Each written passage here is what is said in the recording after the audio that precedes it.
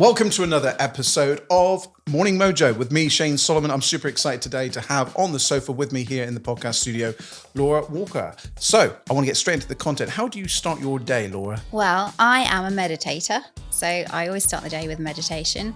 Sometimes only 5 minutes. If it's a good day, it's going to be 20 minutes. And then I have a nice hot drink. I set my intention always for the day, so I always decide how I want my day to be. And yeah, that's how I set the day up. So meditating, when I think about meditating, it's one thing I've never really done actually. And I just imagine people are sat cross-legged, putting the whole kind of, all this. You can do it like that. In a field. But how does one do that in such a busy life? Yeah, so it's actually much more simple than most people think it is. And I think that's probably what most people think is that we sit cross-legged. And sometimes I do if I'm doing yoga and do a bit of yoga as well. But actually, it's really simple. You can just sit in a chair like this. I'm tempted to do it now. But get comfortable. Yeah. Yeah. And then because you can. The whole point about meditation is letting your thoughts go. So we have so many thoughts coming in. There's a statistic somewhere. There's like 100,000 thoughts we have a day. And a lot of those can be negative. And we tend to think that we have to engage with every thought that comes into us, but we don't. We can let them go. So meditation is about noticing those thoughts, but not sort of pulling them in and having a conversation with them, but just allowing them to let go.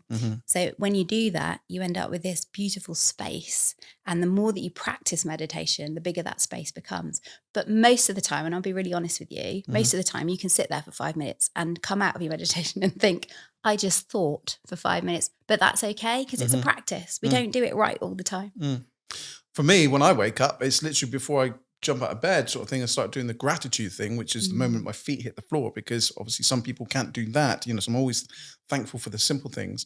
Is I literally try and take a good 5 minutes for myself then, and just so instead of rushing out and cracking on with the day, I do take moments just to think a bit like working out where the day is going to go, the things that I need to accomplish. Although I tend to plan my day the day before, so I don't start my day until it's finished, if you get me. So that kind of, right, I'm going to plan the day out for tomorrow, so I've got a rough idea. And of course, life gets in the way and certain things will come in and distract you. But you talked about setting your intentions. Talk to me a bit about that then. So this is something that's really important, I think. If I certainly run into my day without doing that, without pausing and thinking about what actually do I want to get out of today, I'm all over the place. So my intention will pull me back in. So at times when I I've found a shiny thing, I'm like, oh, I'm going to do this now. It will pull me back into, no, my intention today was, to be present. It's school holidays. So I want to be present with my kids. That might be a really good intention for me. So rather than spending the whole day with my head in work, I'll pull myself out and go, hang on, my intention today was to connect. I just want to say at this point, by the way, as we get deeper into this podcast, a massive thank you to today's sponsor, and that is Restormal Machine in Lostwithiel, because you're from Lostwithiel. I am, yeah. And basically, Restormal Machine are the Southwest leading CNC turning, milling, and engineering specialists. Just so you know. And Barry Kennett, the MD there, is a big supporter of what we do. So a massive thank you to him and his company for sponsoring this podcast. Let's talk about banishing burnout. That's one of the topics I've got on my cue card here from the wonderful Megan, who's put together the show today. Talk to us about that. So this is the crux of the work that I do. So I am, my background is in mental health nursing. That's how I started. So I'm really feel very strongly about helping specifically women from not burning out. There's a huge amount of women who are stepping out of their roles due to burnout. So for me, what I've done is I've put together a way of working with women to ensure that they don't burn out. And the key actually is getting in before rather than at the point or after burnout. So I burnt out myself in 2018, and it was pretty horrific. And when I got better, I realized that actually this is what I wanted to do, is to bring my skills into this and banish burnout. So what I do is I have many, many different tools and techniques that I use, but one of them is I talk about mini and big lifters. So the idea of this, I'm smiling because it's fun. I'm going with you on this. Because this is just one of the simple techniques that I use, but I get my clients to really think about what lifts them. So changing state is really important. If we're really stressed, we do have the power within us to be able to change the way that we're feeling. And a mini lifter is 5 minutes or less. Something that we can all do right now. And your mini lifter might be very different from my mini lifter. Okay. So one of my lifters will be getting in the sea. That's probably a big lifter because it takes more than 5 minutes. Yeah. It might be listening to an amazing song and dancing around the kitchen. Sure. It might be watching a comedy or a little YouTube tip of a comedy. So we can get this list of all the things that are our mini lifters. Yeah. I think we talked before about taking our shoes off and getting grounded. That's what I'm into at the minute. I'm no expert, but that's one thing that a friend of mine, James Langridge, told me about it. He made me aware of it. And I was like, wow, this really is a thing. We're walking around in shoes and stuff, which is kind of isolating us from the earth. Yeah. But you think many, many years ago, people naturally used to walk around barefoot. Absolutely. And connected with the earth. And I used to think this could be like hairy-fairy stuff, but it's really scientifically proven. Yeah. From a science kind of background. Yeah, it's really interesting, isn't it, when you think about tracing humans back thousands of years. We really knew how to live on this planet, live with the planet, because we are nature. And I think a lot more people like you who thought, this is all a bit beyond, it doesn't make sense, there's no science in it, as actually more and more things are being proved in science that actually that's the way. And I think we're probably going to uncover more and more, but connecting with nature is one of the biggest things we can do, and it doesn't cost us anything. It's free, and we can just do it by going out of the door right now. And we know that this reduces stress.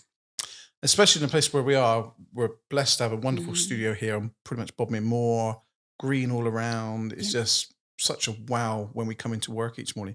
And one thing that, you've got to think of is like when you look at animals, they seem totally, in place in their environment, whereas I think humans are kind of disorientated, in the way. And when I was watching something the weekend about disease and things like that, when you look at kind of animals out in the fields and in nature, you don't tend to find so much disease as much. No. But when you look at like pets and things, even like dogs, cats and things like that get arthritis, that get cancers and things like that.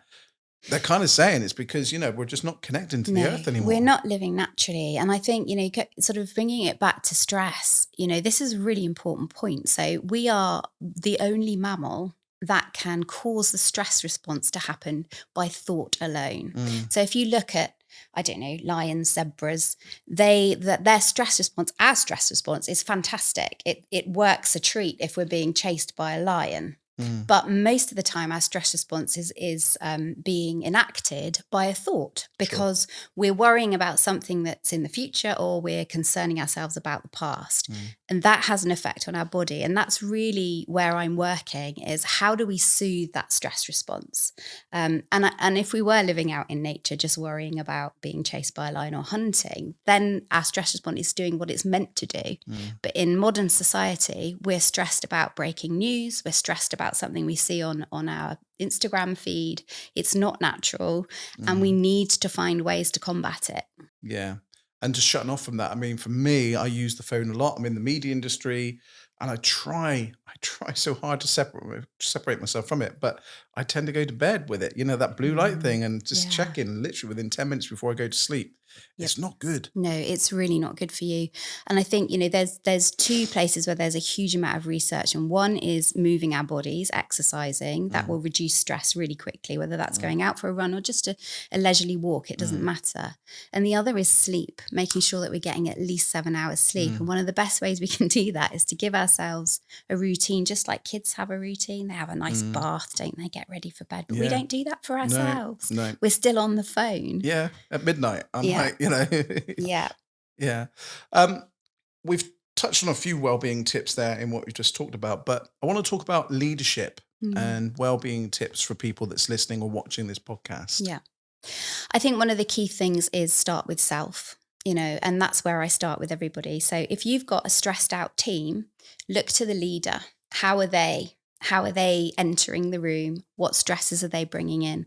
And as a leader, you have the responsibility to manage your own stress, and that will have a ripple effect onto your team. So when I work with leaders, and that's exactly where I do work, we look at them knowing what their red flags are. Now, our red flags are really different again, so for one, I hold my stress in my right shoulder. That's exactly where I hold it. Same as me. Right there. Yeah.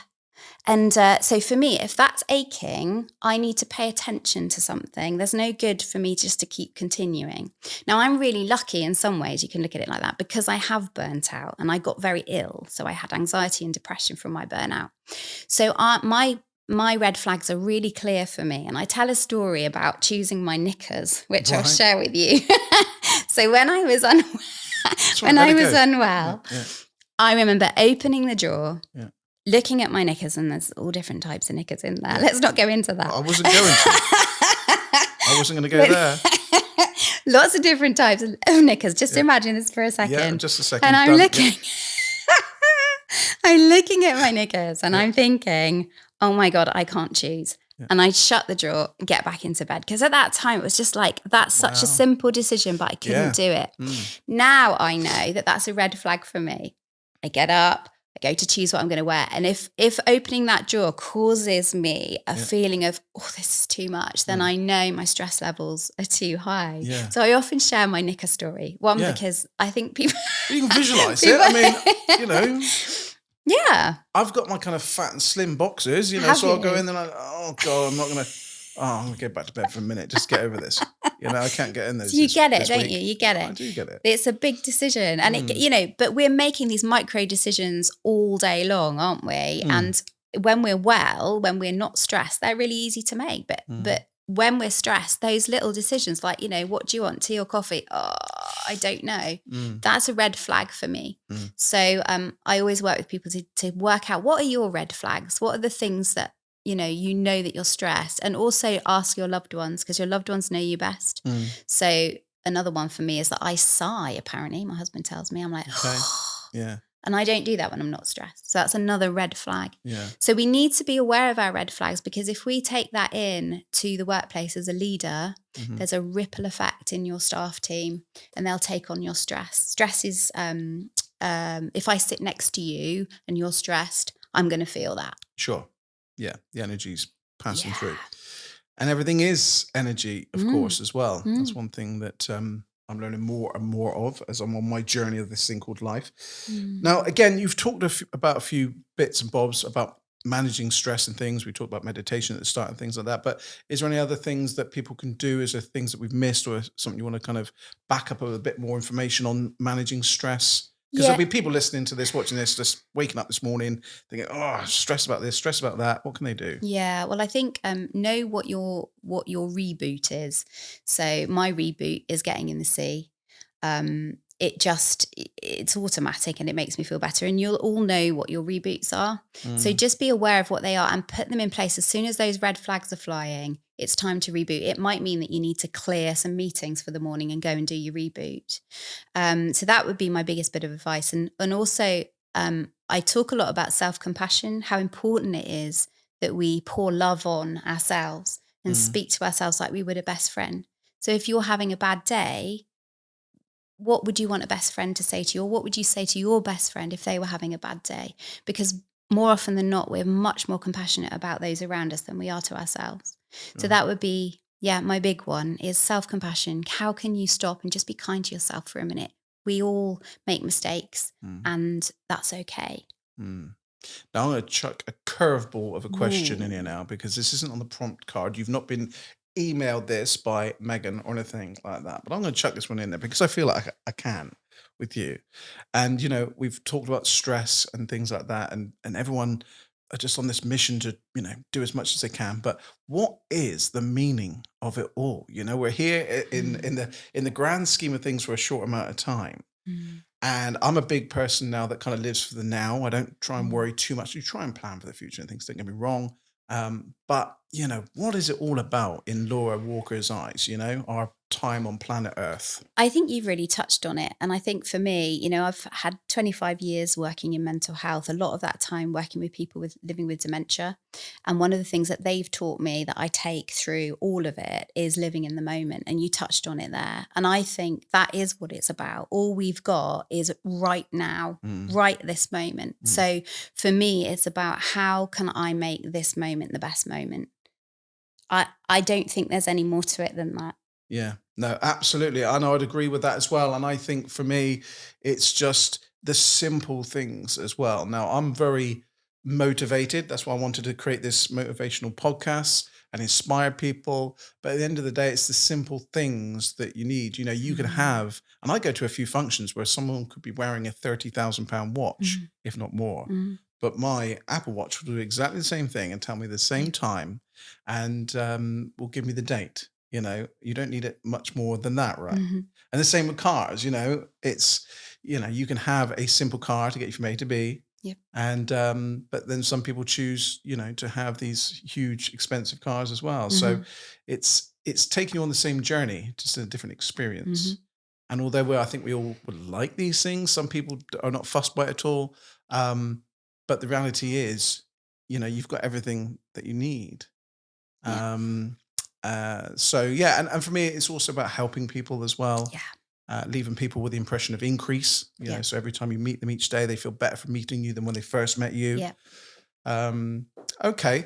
Well, look, what about an inspirational life lesson? Do you have any of those in your? I think, well, I've got a quote, a Maya Angelou quote, which again I try and live my life by. Which she said, people always remember what you.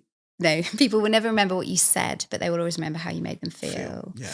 And that's, you know, that's it, isn't it? It's, for me, it's always about perspective and about meeting people where they are in their life, walking a little bit in their shoes and understanding the lens that they're seeing life in. And then if I can step into there, then maybe we can help a little bit. Well, Laura, it's been an absolute pleasure to have you on the show of our Morning Mojo show. Have you enjoyed it? I blooming loved it. Thank you. Well, you're a natural at doing it as well. So obviously, just give your business a plug. So if people want to get in contact with you and basically what you offer them, that's your chance right now because they're listening thinking, we like Laura. Okay, so just look up Laura Jessica Walker. I'm everywhere. LinkedIn's a good place, but also I've got a website on Instagram. And I specifically specialise in working with women leaders. Absolutely superb. Well, my thanks as always to our wonderful sponsor who makes this podcast happen. This particular podcast was sponsored by Restormal Machine, the wonderful Barry Kennett and his team down at Lostwithiel, where you come from, of course. Thank you for coming over from Lostwithiel today. And Restormal Machine are the Southwest leading, or one of the Southwest leading CNC turning, milling and engineering specialists. So a huge thank you to them. And from me, Shane Sonner, I will see you in the next episode with someone else inspiring and motivational. My thanks as always to the team who makes these podcasts happen. Of course, that's Megan and to Jay for producing it today behind the scenes. So that's it. Laura, thank you very much indeed. Thank you. And I will see you real soon. Yeah.